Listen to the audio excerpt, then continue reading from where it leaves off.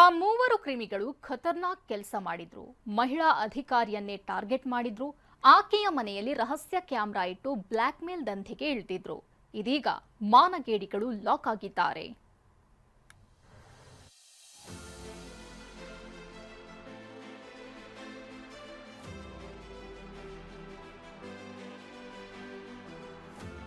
ಅದೇನ್ ಐಡಿಯಾ, ಅದೇನ್ ತಲೆ ನೋಡಿ ಇವರದ್ದು. ಬಲ್ಬ್ನ ಹೋಲ್ಡರ್ ಒಳಗೆ ಸೀಕ್ರೆಟ್ ಕ್ಯಾಮ್ರಾ ಇಟ್ಟಿದ್ದಾರೆ.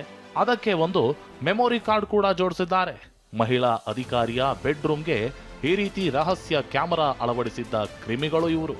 ಮಹಿಳಾ ಅಧಿಕಾರಿಯ ಖಾಸಗಿ ಕ್ಷಣಗಳನ್ನ ಸೆರೆ ಹಿಡಿದು 50 ಲಕ್ಷ ರೂಪಾಯಿ ಹಣಕ್ಕೆ ಡಿಮ್ಯಾಂಡ್ ಮಾಡಿದ್ದ ಚೋರರು ಈಗ ಲಾಕ್ ಆಗಿದ್ದಾರೆ.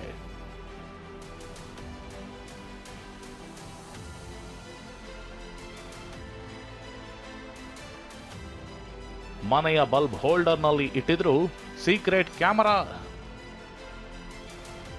ಮಹಿಳಾ ಅಧಿಕಾರಿಯನ್ನ ಬ್ಲಾಕ್ ಮೇಲ್ ಮಾಡ್ತಿದ್ದ ಗ್ಯಾಂಗ್ ಲಾಕ್.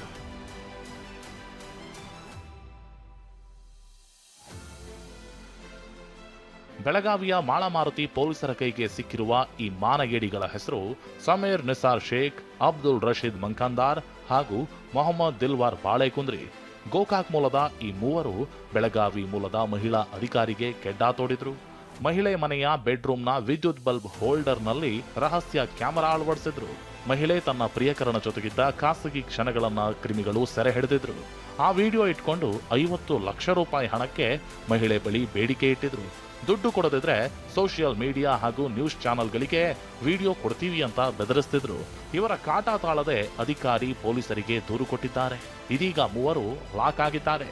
ಅವರು ಆಯಿತು ನಾವು ದುಡ್ಡು ಕೊಡ್ತೀವಿ ಅಂತ ಹೇಳ್ಕೊಂಡು ಅವರಿಗೆ ನಮ್ಮ ಪೊಲೀಸ್ ಈ 3 ಆರೋಪಿಗೆ ದಸ್ತಗಿರಿ ಮಾಡಲು ಯಶಸ್ವಿಯಾಗಿದ್ದಾರೆ. ಮತ್ತು ಅವರಿಂದ ಸಾಕಷ್ಟು ಡಿಜಿಟಲ್ ಮೊಬೈಲ್ ಆಗಲಿ ಬಾಕಿ ಡಿವೈಸಸ್ ಆಗಲಿ ಅದು ಕೂಡ ಜಪ್ತು ಮಾಡಲಾಗಿದೆ. ಮತ್ತು ಆ ಲೇಡಿ ಹೇಳ್ತಾ ಇದ್ರು, ಅದು ಎಲ್ಲ ಎವಿಡೆನ್ಸ್ ಕೂಡ ನಮಗೆ ಅದರಲ್ಲಿ ಸಿಕ್ಕಿದೆ.